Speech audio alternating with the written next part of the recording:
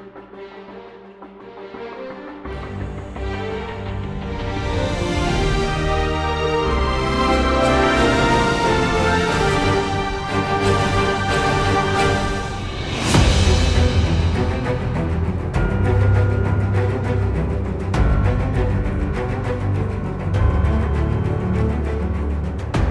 reto el día de hoy, hermanos, es que con 40 años de vivir con mi compañera, hay muchas cosas que pudiera compartir. Mi reto es precisamente saber qué compartir.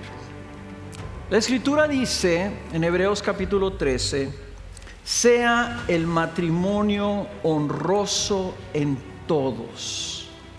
Honroso significa que tú lo valores, que lo cuides, que lo atesores, que le pongas atención, que lo guardes en tu corazón como guardarías un tesoro.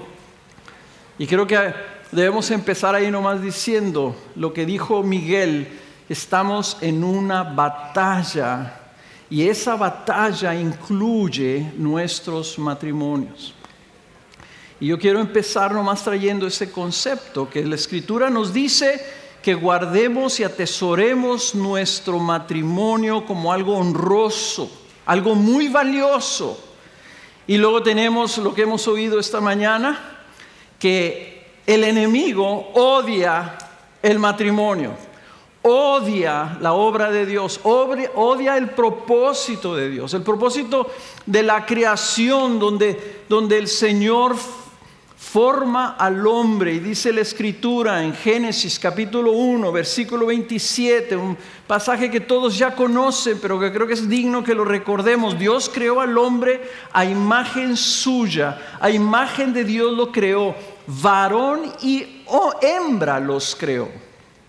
Y Dios los bendijo, noten el plural, Dios los bendijo y les dijo: sed fecundos y multiplíquense, llenen la tierra y sométanla, ejerzan dominio sobre los peces del mar, sobre las aves del cielo y sobre todo ser viviente que se mueve sobre la tierra.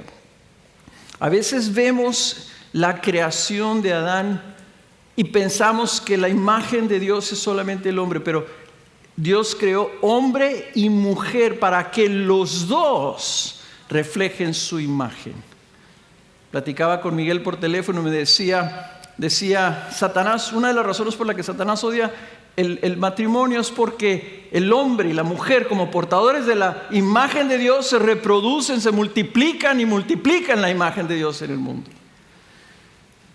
Pero el enemigo ha lanzado un combate contra el matrimonio por medio de sus mentiras, y nosotros tenemos que desenmascarar las mentiras del enemigo y combatirlas,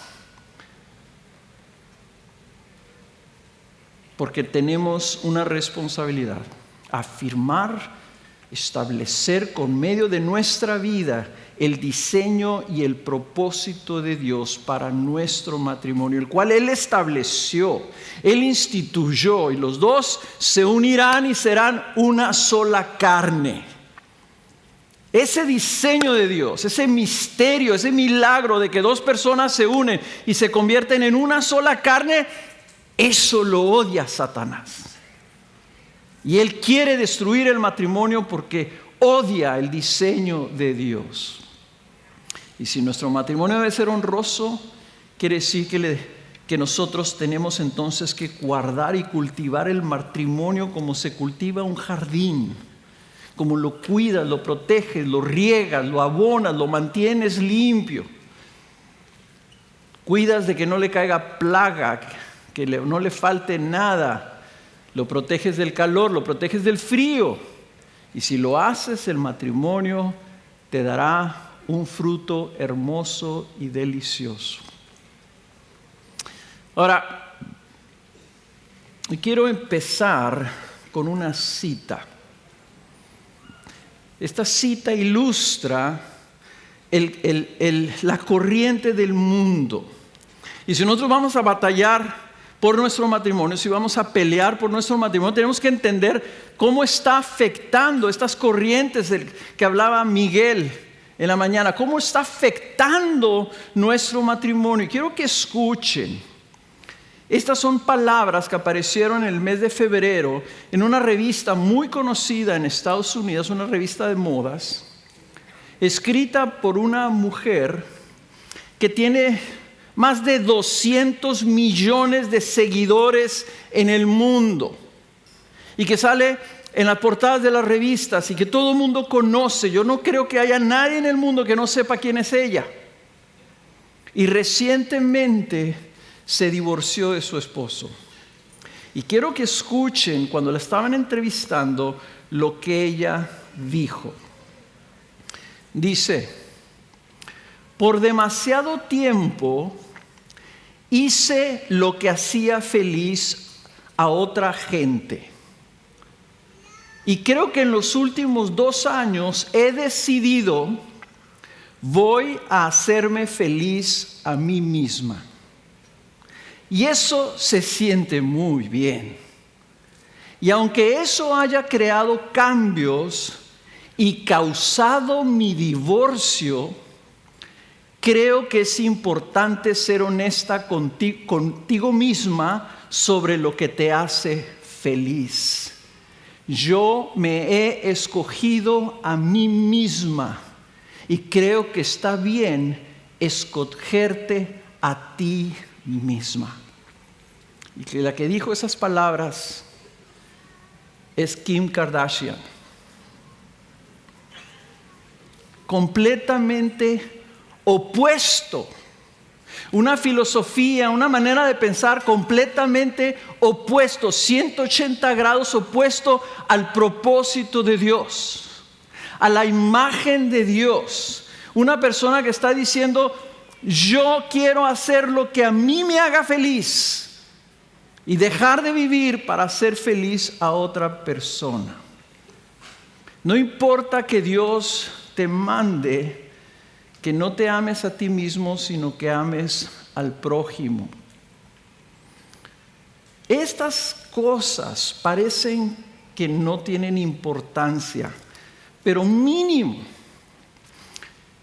millones de personas, millones de mujeres en el mundo que quieren ser como ella, escuchan esto y piensan: yo también quiero hacerme feliz y yo también quiero agradarme a mí misma. Y está bien que yo me escoja yo por encima de pelear por mi matrimonio. ¿Cómo puede sobrevivir un matrimonio si las personas dentro de ese matrimonio piensan de esta forma? Esto, hermanos, es la exaltación del yo. Y no sé si ustedes se fijaron que dice: voy a hacerme feliz a mí misma, y eso se siente muy bien. Y ahí eso es lo que hablaba Miguel, es la exaltación de las emociones como verdad, como mandato, como derecho. Tengo derecho a ser feliz, ¿no? Yo he escuchado eso de personas que están buscando el divorcio y que van y me dicen: pastor, ¿qué no tengo yo derecho de ser feliz? O sea, tener derecho a ser feliz a costa de hacer infeliz a otra persona. Y una persona se sacudió cuando le dije: no tienes derecho a ser feliz. ¿Quién te dijo que tienes derecho a ser feliz? Tú eres una creyente. Debes de vivir para hacer feliz a Jesús. Pero tú no estás pensando en eso, estás pensando en tu propia felicidad. Y si esa persona quiere hacer algo porque eso la hace sentirse bien, entonces no me deben importar lo que piensan los demás o cómo afecta a los demás. Lo que importa es mi libertad y mi felicidad, que considero como un derecho absoluto. Eso se llama egoísmo. Tenemos, como decía ahorita Joselo, que ponerle nombre y apellido a la filosofía. La mentira, hermanos, de Satanás. Ahí, por ejemplo, en ese caso, la mentira es: tú tienes derecho a ser feliz. Entonces, fuimos rescatados por el Señor, no teniendo absolutamente ningún derecho a la salvación. Otro ejemplo que está afectando el matrimonio: la sexualización y pornificación de la sociedad. Esa palabra pornificación no viene en el diccionario, pero debería ser. La pornografía, hermanos, es una pandemia, pero mucho más grande que la pandemia del COVID. Y ha sido lanzada por el enemigo, promovida por el enemigo. Y la sexualización, ¿qué es? Una sociedad está sexualizada cuando las personas son consideradas como un objeto sexual, y noten esto, y evaluadas en términos de sus características físicas o atractivo sexual. Esa es la definición de la Asociación Americana de Psicología. Una persona tiene valor y es evaluada en términos de sus características físicas o atractivo sexual. Díganme ustedes si no es esa la corriente del mundo. Si no es esa la corriente de esta que está influyendo a esta mujer en su vida. Y la única razón por la que esta persona es famosa. ¿Cuántos de ustedes, hermanas, les encanta ver las revistas y ver a las artistas y a las personas famosas, las famosas celebridades, o ahora los influencers? ¿Y qué están haciendo estas personas? Presentando su físico, y eso es lo que les da valor. No se diga poder económico. Todo eso es parte de esta cultura pornificada, esta cultura que está metiendo la sexualidad. Pero escuchen estas estadísticas. En el 2010, hace más de 10 años, o sea que no está actualizado, pero esos son los datos, el dato que encontré. En el 2010, 47% de las familias en Estados Unidos reportaron que la pornografía era un problema en su hogar. La mitad de todos los hogares en Estados Unidos hace 10 años decían que la pornografía era un problema en su hogar. Escuchen esta otra estadística. La pornografía aumenta la infidelidad marital en más del 300%. 68% de los casos de divorcio en Estados Unidos involucran un cónyuge que conoció un amante por el internet. Y 56% involucra a uno de ellos teniendo un interés obsesivo en la pornografía. En el 2020, aquí esto nos va a pegar a todos. En el 2020, hace 2 años, se calculaba que el 90% de todos los hombres y el 60% de todas las mujeres en Estados Unidos habían visto pornografía en el mes anterior a que se hiciera la encuesta. Es una pandemia interminable, creciendo, y está destruyendo no solamente matrimonios, sino familias. Está cambiando la mente de los jóvenes a una cultura sexualizada que valora a las personas en base a su atractivo físico y sexual.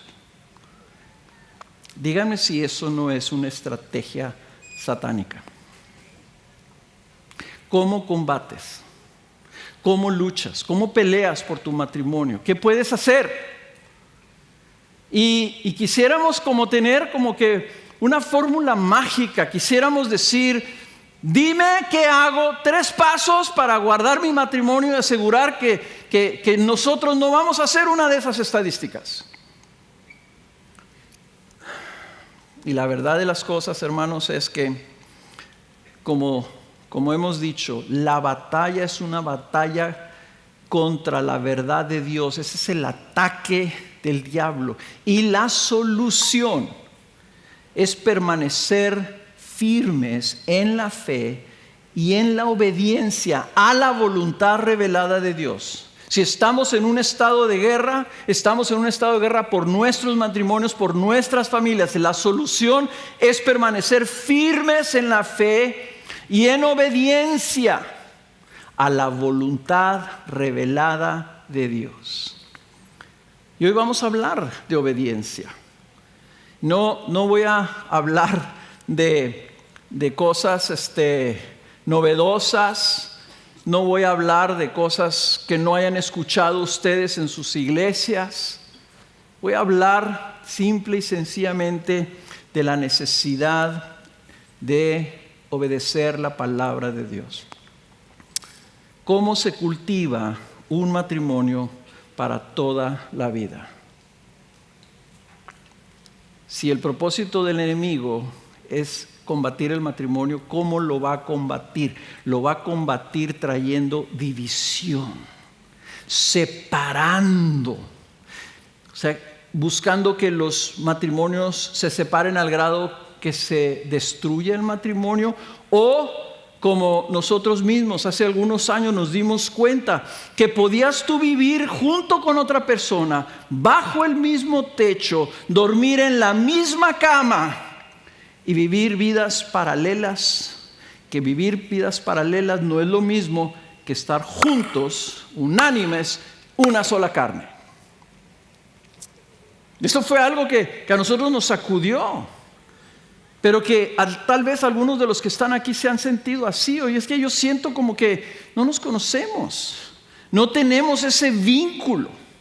No estamos unidos en una sola cosa. Vivimos juntos, dormimos juntos, comemos juntos, vamos a la iglesia juntos, pero no estamos unidos. ¿Cómo le hacemos? Porque la estrategia del diablo es que los esposos dejen su comunión como pareja. Los casos terribles de hombres de Dios, de grandes líderes que han caído, hermanos, cuando les preguntan ¿qué fue lo que pasó? ¿Dónde empezaste a caer? Siempre te van a decir lo mismo: abandoné mi comunión con Dios. O sea, el diablo logró meter una cuña entre su relación de su Dios y ellos. Metió la cuña y cayeron. ¿Qué quiere el diablo? Hacer exactamente lo mismo en los matrimonios. Meter una cuña. ¿Sí se dice cuña? Sí saben lo que es, ¿verdad? Una cuña entre el esposo y su esposa. Separarlos poquito.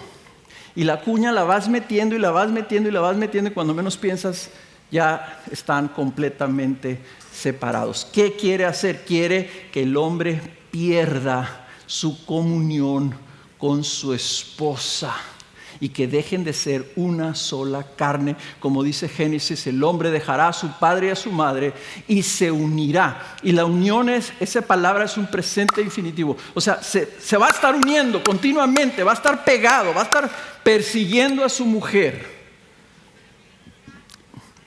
Y serán una sola carne. ¿Cómo podemos entonces mantener ese matrimonio para toda la vida? Manteniendo una intención, ser intencionales en edificar el matrimonio por medio de buscar la comunión con tu cónyuge, la comunión bíblica entre los esposos. Una cosa que he traído a la congregación y que he querido yo también aplicar en mi vida es esto. Cuando la Biblia nos da un mandato, como por ejemplo cuando dice amados los unos a los otros, la tentación siempre es a pensar en la iglesia. Siempre es a decir, sí, tenemos que amarnos. Y creo que debería ser así. Cuando la Biblia diga amados los unos a los otros, lo primero que debes de pensar es, yo tengo que amar a mi esposa. No es un mandato diferente. Yo tengo que amar a mi esposa. Yo no puedo decir, hay que amarnos, hermanos, hay que estar unidos, y no estar pensando primero en que eso lo tengo que vivir yo en mi casa. Y en mi casa, hermanos, si lo vivo allá, lo voy a vivir aquí. Pero si lo quiero vivir aquí, sin vivirlo allá, entonces somos candil de la calle y oscuridad de la casa. Y así estamos muchos. ¿Qué es esto de tener comunión? ¿Qué significa la comunión? La comunión bíblica es una relación de compañerismo caracterizada por el compartir en común. Viene de la palabra común, cuando tienes algo en común. Un matrimonio lo que tiene en común es su vida. Están haciendo vida juntos. Es participar juntos en el dar a otro para contribuir a que los dos compartan de lo mismo. Okay, estoy tomando esa definición de lo que estaba sucediendo en Hechos en el capítulo 2, cuando el Espíritu Santo viene y funda la iglesia y dice que todos vivían en esta comunión. Es el convivir de tal forma que se comparte un mismo sentir entre los dos. La Biblia, quiero leerles esto, cuando habla de tener el mismo sentir, de tener unidad, de ser una sola cosa, una sola carne. El apóstol Pablo le dice a la iglesia en el libro de Filipenses que esto es esa unidad. Les dice en el versículo 2:2, hagan completo mi gozo, siendo del mismo sentir, conservando el mismo amor, unidos en espíritu, dedicados a un mismo propósito. O sea, estar unidos, tener ese mismo sentir, vivir en esa comunión, significa que tú logras ser del mismo sentir. ¿Ven que dicen que cuando uno está casado y se empiezan a parecerse hasta en los modales y ya caminan, ya me adivina mi esposa mis pensamientos, ya sabe dónde me voy a equivocar, ya sabe cuáles son mis problemas, ya sabe si dormí bien o no dormí bien, ya sabe si me gustó una comida o no me gustó? Dice, es ser del mismo sentir, conservar el mismo amor. O sea que los dos se aman y ese amor ya es mutuo. Estar unidos en espíritu. O sea, la misma esencia de tu vida la tiene la otra persona y tú tienes la esencia de la vida de la otra persona. Y por último, dedicados a un mismo propósito. Yo quisiera, hermanos, retarlos a que como parejas, como matrimonios, ustedes regresen a sus casas con sus parejas y ustedes digan, ¿cuál es nuestro mismo propósito? Y que ese mismo propósito sea, nosotros tenemos que pelear por nuestro matrimonio hasta que la muerte nos separe. Porque ese es el único propósito que deberíamos tener como matrimonio. Si el Señor así lo instituyó, si para eso lo hizo. Y lo que el hombre une dice que no lo separe. Lo que Dios une, que no lo separe el hombre. Pelear por tu matrimonio hasta que la muerte los separe. Entonces, ¿qué es la comunión? Cuando hablo de comunión, ¿a qué me estoy refiriendo? Me estoy refiriendo a que tú logres tener ese mismo sentir, que logres hacer una sola carne, una sola cosa con tu esposo o tu esposa. ¿Y cómo se hace eso? ¿Cómo podemos? Bueno, la Biblia tiene decenas, no sé cuántos, unos dicen que 39, otros dicen que más, mandamientos que no se pueden llevar a cabo sentándote ahí en las bancas en la iglesia. 39 mandamientos que no se pueden cumplir si simplemente vives vidas paralelas bajo el mismo techo. Esos son los mandamientos que tienen esta frase entre ellos: los unos a los otros. El uno al otro, los unos para con los otros, o para con todos, o para con los demás. Como por ejemplo Efesios 4:2, que vivan con toda humildad y mansedumbre, con paciencia, soportándose unos a otros en amor. Cuando diga unos a otros, no estés pensando en los hermanos de la iglesia. ¿Ok? Quisiera yo plantar en ti un virus. Que cuando ya en la Biblia veas unos a otros, pienses automáticamente, inmediatamente, unos a otros significa mi esposa y yo. Soportándose unos a otros significa soportando a mi esposa con amor. Soportando, yo tengo que aclarar esto porque allá en Chihuahua, de donde yo soy, del estado de Chihuahua, en México, soportar, algunas personas lo entienden así como cuando las esposas tienen a sus hijos y son unos tremendos huracancitos. Y entonces así decía mi mamá, éramos 6, imagínense, 5 varones. Cuando nos estábamos todos peleando, hechos bola ahí en la sala y echando gritos y aventándonos cosas y todo, decía mi mamá, sálganse ya, no lo soporto. Bueno, ese no es esa palabra. El soportarse significa, ay, me torcí el pie, ayúdame. Y viene otro y te pone el brazo en la cintura y te soporta como una columna. ¿Ok? O sea, quiere decir, tú sé el soporte, el apoyo, la firmeza, lo que sostiene tu matrimonio, el uno al otro en amor. Esa es una bonita descripción del matrimonio. Somos dos compañeros de vida que cuando uno está débil, el otro me apoya.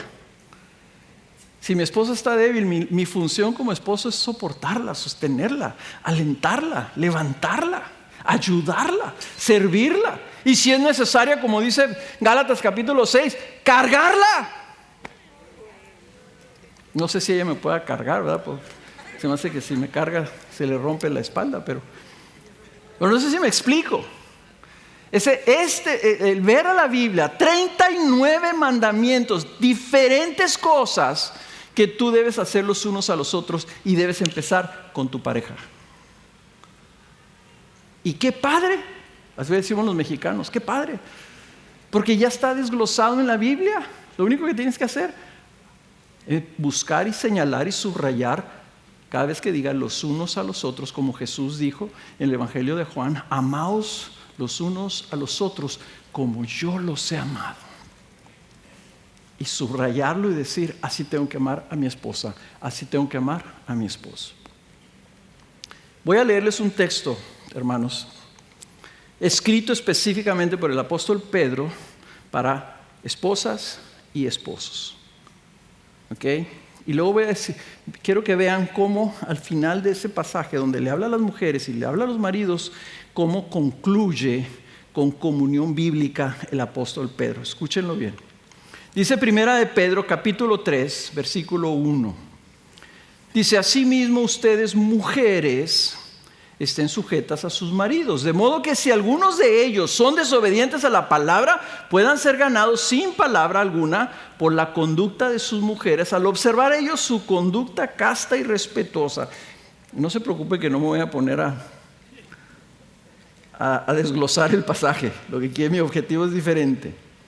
Que el adorno de ustedes no sea el externo, peinados ostentosos, joyas de oro, vestidos lujosos, cuerpos impresionantes, etcétera, etcétera, todo ese tipo de cosas, sino que sea lo que procede de lo íntimo del corazón, con el adorno incorruptible de un espíritu tierno y sereno, lo cual es precioso delante de Dios. Porque así se adornaban en otro tiempo las santas mujeres que esperaban en Dios, estando sujetas a sus maridos. Así obedeció Sara a Abraham, llamándolo Señor, y ustedes han llegado a ser hijas de ella si hacen el bien y no tienen miedo de nada que pueda aterrorizarlas. Ustedes maridos, ahora le habla a los hombres, igualmente. Los maridos nunca pensamos en el igualmente. sea, la conducta casta, el espíritu tierno y sereno, lo respetuoso, todo ese tipo de cosas. Igualmente, ustedes igualmente convivan de manera comprensiva con sus mujeres, como un vaso más frágil, puesto que es mujer, dándole honor por ser heredera como ustedes de la gracia de la vida, para que sus oraciones no sean estorbadas. Noten la conclusión, versículo 8. En conclusión, sean todos, hombres y mujeres, del mismo sentir. Ahí está la unidad. Del mismo sentir. Ahí está el mandamiento. Sean de un mismo sentir, una sola carne.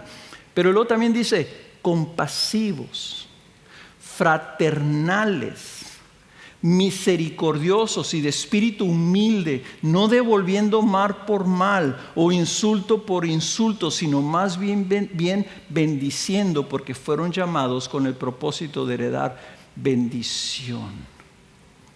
Cuando habla de ser del mismo sentir, está hablando de comunión bíblica.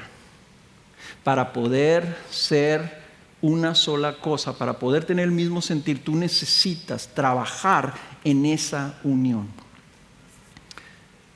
Ese mandato para las mujeres de vivir con una conducta respetuosa, casta, piadosa, es una manera de obedecer la palabra de Dios.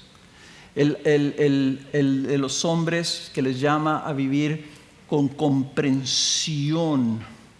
O sea, ellos tienen, comprender significa, es como si tú vas a la escuela y te están enseñando matemáticas y regresas a tu casa y le dices a tu mamá que no comprendí nada.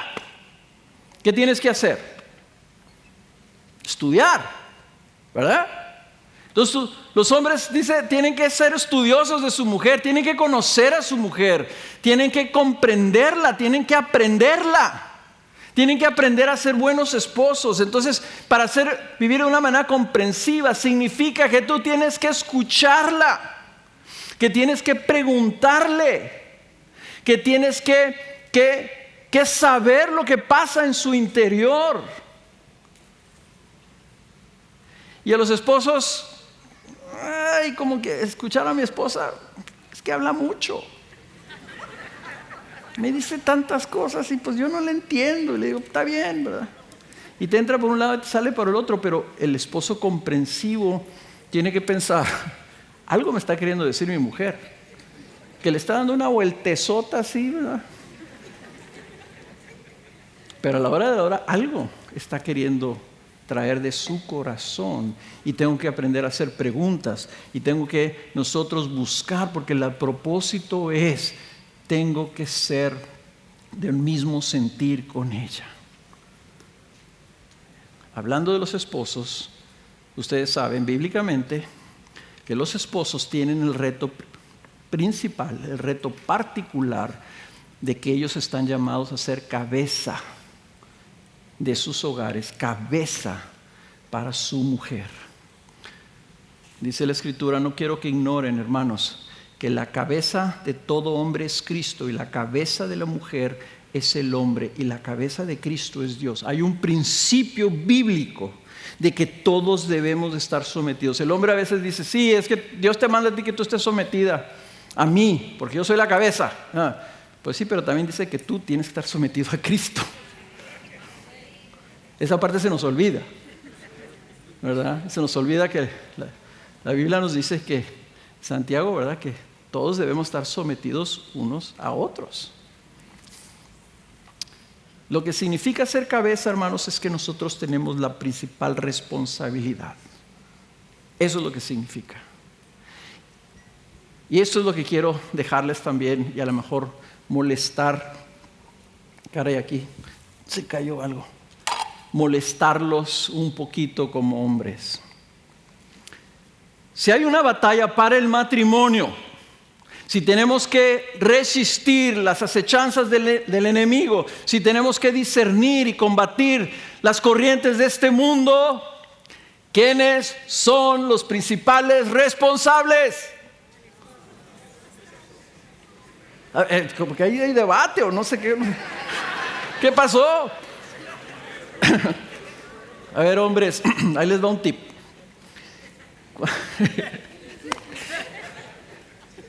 Hay algunos hombres le quisieron hacer así y luego le baja. Te voy a levantar la mano. En este caso, si ¿quiénes son los principales responsables? Eso. Ponle nombre y apellido. Comprométete delante de aquí de 1000 gentes o no sé cuántas hay acá. Yo soy el principal responsable de luchar por mi matrimonio. No tu esposa.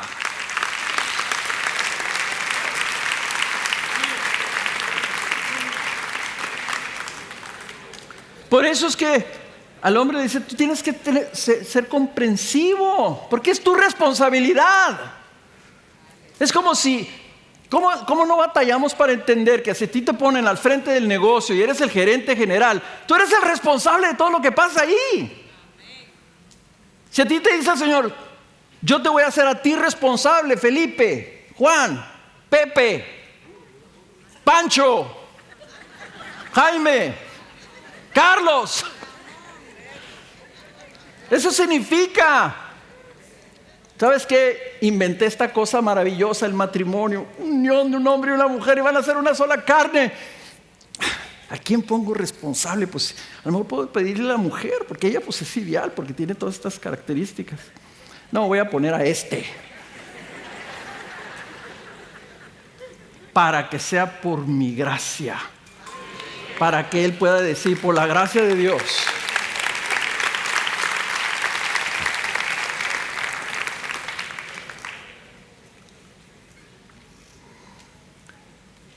Ese es el reto particular de los hombres. La responsabilidad del liderazgo, hermanos, es por responsabilidad. Miren, piénselo de esta manera. Ahorita Miguel daba el ejemplo de Ucrania. Vamos a suponer que hay guerra en Dominicana, que los mexicanos los están invadiendo, porque queremos un pedazo del paraíso, entonces venimos, ¿verdad? Entonces andan los mexicanos con sus rifles, ¿verdad? En la calle, sus casquitos y toda la cosa. Y llegan a tu casa y dan una patada y tumban la puerta y dicen, ya llegamos los mexicanos, ríndanse y entréguenme todo, si no los mato. Ser cabeza significa que tú sales al frente y te pones así, pues no te lo entrego y si vas a pasar, vas a tener que pasar por mi cadáver. ¿Ok? No, a ver vieja, ponte ahí enfrente porque se me hace que los mexicanos no se atreverían.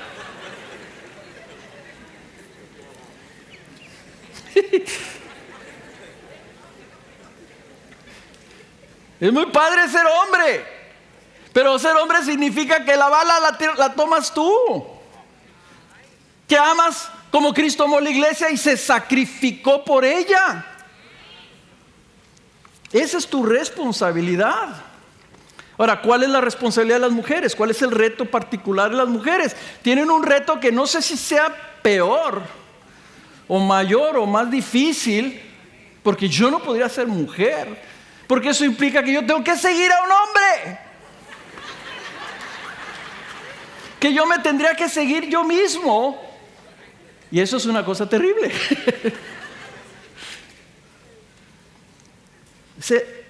Ustedes al ser llamadas a ser una ayuda idónea, significa que ustedes van a complementar el liderazgo de sus maridos, lo van a ayudar a que pueda llevar a cabo su función. ¿Cuál función? De mantenerse una sola cosa. ¿Ok? Ahora, mi esposa les dice a las mujeres, ustedes tienen una opción como mujeres. Ustedes pueden ser la gasolina del automóvil para que corra recio, echándole gasolina premium a su carro. O pueden ser el freno de mano, ¿no? Que le mete el freno de mano a media carretera, ¿no? Y empiezan a rellenar las llantas y el motor y toda la cosa. Y tienen esa facultad porque ustedes tienen una habilidad que nosotros no tenemos. Ustedes dominan la lengua. Por eso es que el Proverbios en 3 diferentes ocasiones, 2 veces en el mismo capítulo 21, le dice, una mujer quejumbrosa, contenciosa, peleonera, suelta de labios, dice, equivale, es mejor vivir en el desierto, es mejor ir a vivir al desierto de Chihuahua que vivir en Dominicana. Es mejor que te estés goteando en tu casa cuando te acuestas a dormir, empieza a gotear y te empieza a caer el agua en la cara. Dice, eso es mejor que vivir con una mujer así. Y qué terrible que eso sea lo que un hombre pueda decir de su mujer. Una mujer puede destruir la masculinidad de su esposo. ¿Y qué es lo que te dice la comunión bíblica? Que hay uno de esos mandamientos que le dice la palabra a la mujer, no sentimientos, mandamiento. Dice, honren y respeten a sus maridos.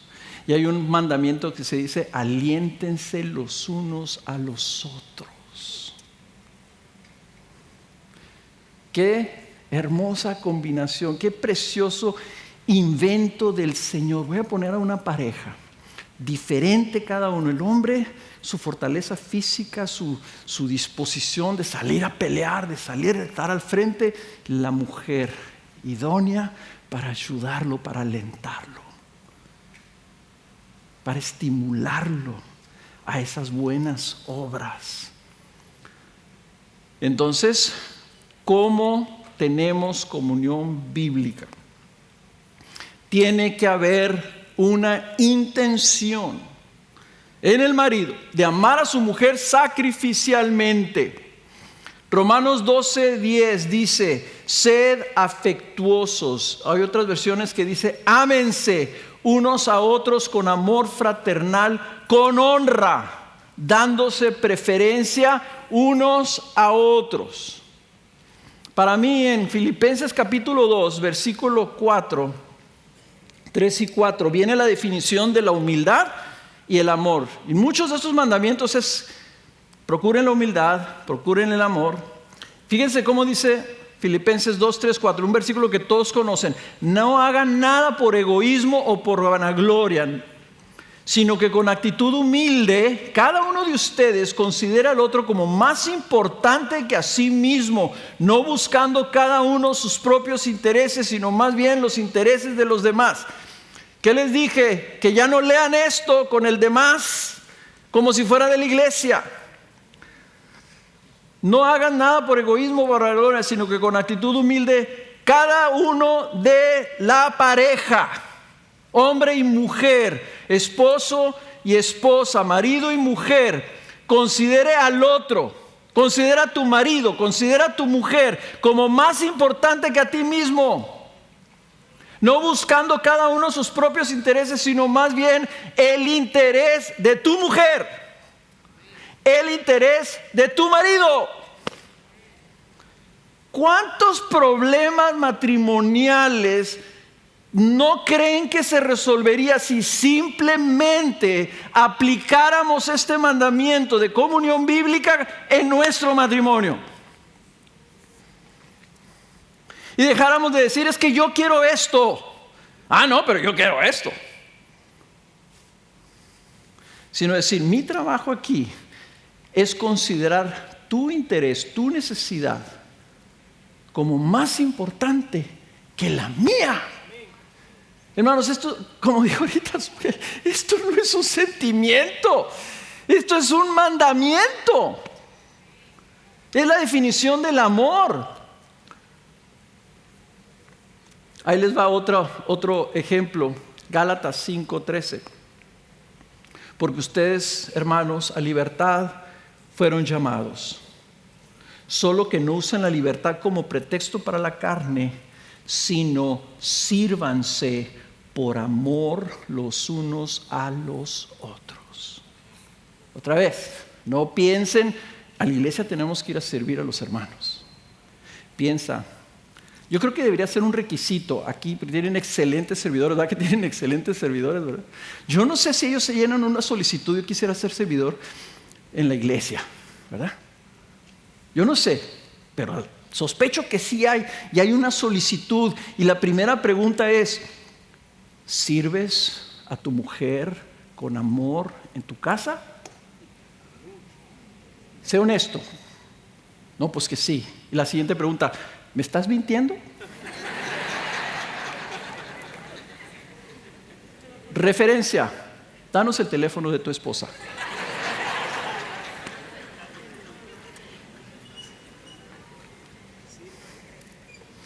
Debería ser requisito que para poder servir en la iglesia y que todos te vean y que te den una de esas camisetas bien suaves que traen aquí, que tú primero te califique tu esposa o te califique tu esposo de que estás sirviendo por amor en tu casa.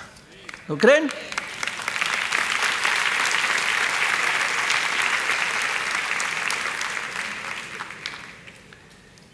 Aquí va otra. Ahí va una para las mujeres. ¿Quieren una para las mujeres?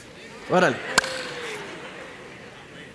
Efesios 4:29, ahorita a ver, decía, creo que lo estaba citando, la leyó Sugel. No salga de la boca de ustedes ninguna palabra mala, sino solo la que sea buena para edificación.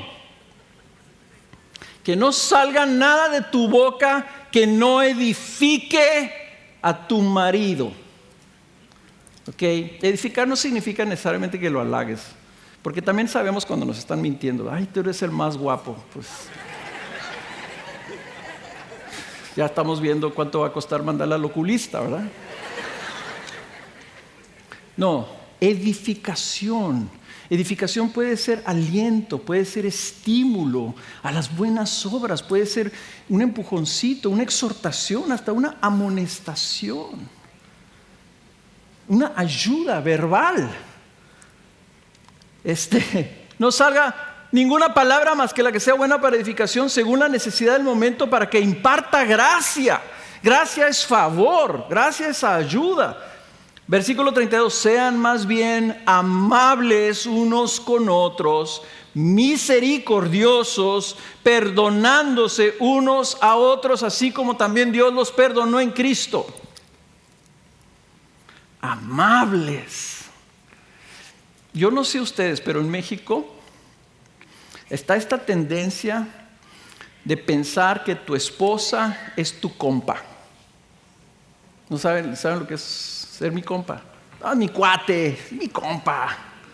¡Hey, tú! Y se ponen apodos. ¿Okay? Mi hermano está igual o más de narizón que yo. Su esposa le dice chato.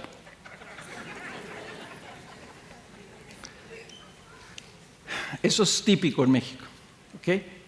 Pero el problema es que si tú ves a tu esposa como tu cuate, vas a juguetear con ella, vas a soltar la lengua, vas a decir cosas que van a ser hirientes y que va a traer familiaridad.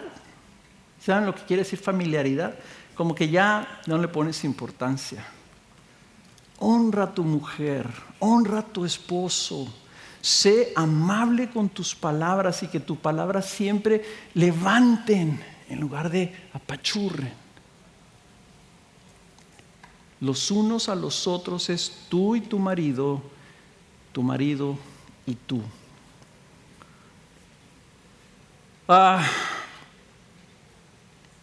Ahorita hablábamos, y no quiero que se me pase esto, de la pornografía y la impureza sexual, la inmoralidad. Pornografía es inmoralidad sexual. Dios diseñó el sexo, la atracción física, la atracción sexual para el matrimonio. Es la razón por la que muchos se casan. En un principio, porque a lo mejor si no hubiera eso, no nos casábamos. Eso es una bendición. Pero si tú te sales de ahí, vas a destruir tu matrimonio. Como hombres y como mujeres también, si es 90% y 60%, hermanos, escúchenme bien. La pelea significa que tú le vas a dar honor a tu esposa. Y la pornografía la deshonra a ella. No solamente deshonra a Dios, pero deshonra a tu mujer y hace que ella no sea tu mujer, como dijo un autor, el estándar de belleza en tu vida, sino otra mujer, la falsa mujer, la mujer de esa que está en la calle gritando, que dice Proverbios. Les voy a dejar y esto es un versículo, unos par de versículos que deben de memorizar, hermanos hombres. Prestaré atención al camino de integridad. ¿Cuándo vendrás, Señor, a mí? En la integridad de mi corazón andaré dentro de mi casa. En la integridad de mi corazón andaré dentro de mi casa. No pondré cosa indigna delante de mis ojos. Aborrezco la obra de los que se desvían, no se aferrará a mí. Si es tu responsabilidad guardar tu matrimonio, tienes que guardar la puerta y no abrirle la puerta a mujeres extrañas que vengan a afectar tu relación con tu mujer, que debe ser algo hermoso, honroso. Acuérdate el pasaje que leí de Hebreos, el lecho matrimonial tiene que ser un lugar de honra, de pureza. Y es así como realmente puedes disfrutar de la bendición de Dios. Ahorita voy a tener que terminar porque ya se me acabó el tiempo. Nos van unas recomendaciones prácticas para practicar la comunión, para buscar esto prácticamente. Número 1, lo que ya les dije y que creo que alguien mencionó, creo que Miguel lo mencionó. El versículo o el pasaje en Juan 15 dijo Jesús esto. Juan 15, versículo 5. Yo soy la vid, ustedes los sarmientos. El que permanece en mí y yo en él, ese da mucho fruto. ¿Por qué? Porque separados de mí nada pueden hacer. Separados de mí nada pueden hacer. Si tú pretendes pelear por tu matrimonio, sobrevivir en tu matrimonio, hacerla y llegar a los 40, 50, por cierto, secreto. Ahí les va un secreto. Los que ya tenemos más de tiempo de matrimonio les podemos dar este secreto, ¿ok? Ya de una vez les voy a dar el secreto. Se empieza a disfrutar del matrimonio después de los 25 años de casados. Los primeros 25 es sembrar, comunión bíblica, sembrar. Después de los 25 se van los hijos y empiezas a disfrutar de tu matrimonio.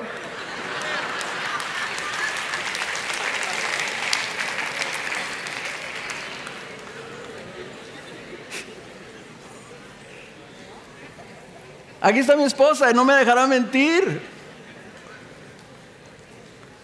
Busca al Señor, oren juntos. Oran, la comunión entre tú y tu mujer depende de tu comunión con Dios. Esto no puede ser en la carne, hermanos. Estos mandamientos, tú no los puedes obedecer. 39 mandamientos de amor, de humildad, de unidad. No lo puedes hacer sin el Espíritu Santo operando con su poder en tu vida. Empiezas así, necesitas la gracia de Dios. Número 2, necesitas tiempo. Necesitas dedicarle tiempo a tu matrimonio. Semanalmente, dedica tiempo para platicar, para hablar cara a cara. Y no platicar, oye, ¿cómo estuvo el día? No, pues estuvo bien pesado en la oficina. No, pues sí, los niños se portaron mal. Ay, sí, oye, ¿viste la tele? Oye, ¿qué te parece la Serie Mundial? ¿Quién va a ganar? ¿Crees que gane México? No, pues ¿cómo crees que va a ganar México? Cara a cara, con preguntas como estas. ¿Cómo estás? ¿Cómo está tu relación con el Señor? ¿Cuáles son los retos de tu vida? ¿Cómo estás avanzando? ¿En dónde lograste tener victoria esta semana? ¿Por qué puedo orar por ti?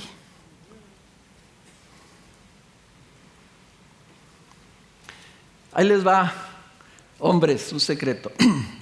Llévense una libreta a un café, sienten a su mujer delante de ustedes, véanla a los ojos, saquen su libreta, saquen su pluma y díganle a su mujer, pregúntale, mi amor, te prometo que no me voy a justificar, que no me voy a molestar y que ni siquiera te voy a contestar. Voy a anotar tus comentarios para llevarlos yo y orar delante del Señor.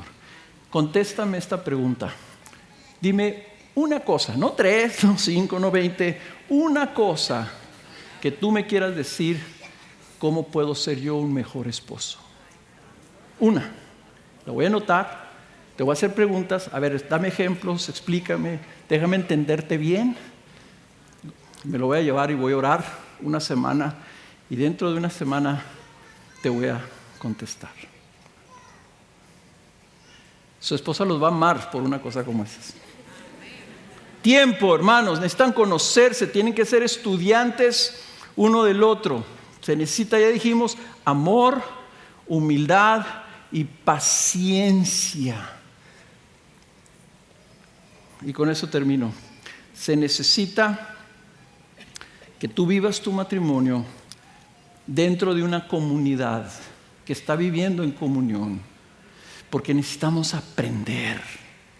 Nadie nos enseña a ser buenos esposos, pero hay otros viejos, no yo, ¿verdad? No estoy tan viejo, pero alguien así como Miguel y Katy, ¿verdad? O sea, ya más viejos, que tienen más experiencia, que pueden ayudarte y decir, oye, estoy batallando. Especialmente hombres, júntense un círculo. Qué suave sería que ustedes, hombres, se junten 4 o 5 hombres a tomar café y simplemente el tema sea cómo nos podemos ayudar a ser mejores esposos. Necesitamos aprender de otros, hermanos. Necesitamos la ayuda de otros. Y termino leyendo y recordándoles algunos de estos pasajes. Okay. Todos tienen esta frase, unos a otros. Gálatas 6:2, ayúdense a llevar los unos las cargas de los otros y obedezcan de esa manera la ley de Cristo. Clave, obedezcan. La ley de Cristo, ¿cómo? Llevando las cargas de tu esposo y de tu esposa. Otra, Santiago 5:9, hermanos, no se quejen unos con otros para que no sean juzgados. Ya el juez está a las puertas. No se quejen. Otro, Romanos 15:7, por tanto, acéptense los unos a los otros como también Cristo nos aceptó para la gloria de Dios. Romanos 15:14, en cuanto a ustedes, hermanos, yo mismo estoy también convencido de que ustedes están llenos de bondad, llenos de todo conocimiento y capaces también de ¿qué? De amonestarse los unos a los otros. 5:21 ya lo dijo, sométanse unos a otros en el temor de Cristo. Colosenses 3:13 es similar a otro que ya leí, soportándose unos a otros y perdonándose unos a otros si alguien tiene queja contra otro. Como Cristo los perdonó, así también hagan ustedes. Primera Tesalonicenses 5:15, miren que ninguno devuelva a otro mal por mal, sino que procuren siempre lo bueno los unos para con los otros. Y finalmente Santiago 5:16, por tanto confiésense sus pecados unos a otros y oren unos por otros para que sean sanados. La oración eficaz del justo puede lograr mucho. 39, los unos a los otros. 39, marido para con tu mujer, mujer para con tu marido. Hermanos, ¿cómo batallas por tu matrimonio? Muy sencillo, obedece los unos a los otros. No más, aplícalo a tu vida. Pídele la ayuda de Dios. Y cada vez que leas la Biblia y te topes con uno de esos en el Nuevo Testamento, los unos a los otros, subráyalo y dile, esta es mi tarea para mi matrimonio esta semana. Esa es la única manera, hermanos, de cómo podemos intencionalmente dedicarnos a pelear la buena batalla por nuestros matrimonios. Y las corrientes estas las vamos a discernir porque vamos a estar viviendo en base a los unos a los otros. Y cuando venga alguien a decirnos, hey, yo voy a escogerme yo misma, me voy a hacer feliz yo, vas a decir, eso no dice la Biblia. Yo estoy haciendo feliz a mi mujer y yo veo cómo eso es el placer de Dios en mi vida. Amén. Vamos a ponernos de pie y voy a orar por ustedes, hermanos.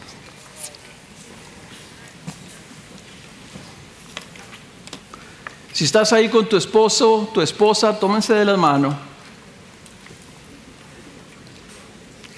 Sí, aunque no quiera ella, agárrale la mano. Si no quiere darte la mano, abrázala, fuerzas. Y si no está tu esposo, si no está tu esposa, porque tuvieron que trabajar o lo que sea, piensa en ellos. Y déjeme orar. Señor, estamos en una batalla de vida o muerte. Tú nos dices que nuestras armas, Señor, son las armas de la fe y de la obediencia en la aplicación de la verdad para nuestras vidas, nuestros matrimonios. Tú amas el matrimonio porque tú lo inventaste, tú lo creaste, tú lo formaste, tú lo estableciste, lo instituiste para tu gloria, para de esa forma mostrar tu gloria en el mundo. Y yo quiero pedirte que bendigas estas parejas, inclusive algunos que aún no se casan todavía. Estimúlalos, Señor, aliéntalos a buscar servirse, amarse unos a otros, honrarse, ayudarse, soportarse, sostenerse, honrarse, respetarse con amor, amabilidad, ternura, compasión, paciencia, y que vayan edificando una vida, Señor, que cada vez más llegan a ser de un mismo sentir, a compartir un mismo amor, ser de un mismo espíritu, estar unánimes delante de ti, y que el enemigo no gane ventaja, Señor, sobre nuestros hogares, trayendo división entre ellos. Te lo pido en el nombre de Jesús, que tú los bendigas y los guardes, y los encomiendo a tu palabra, Señor, los encomiendo a estos mandamientos de los unos a los otros, los encomiendo a tu gracia, en el nombre de Jesús, que así sea. Amén.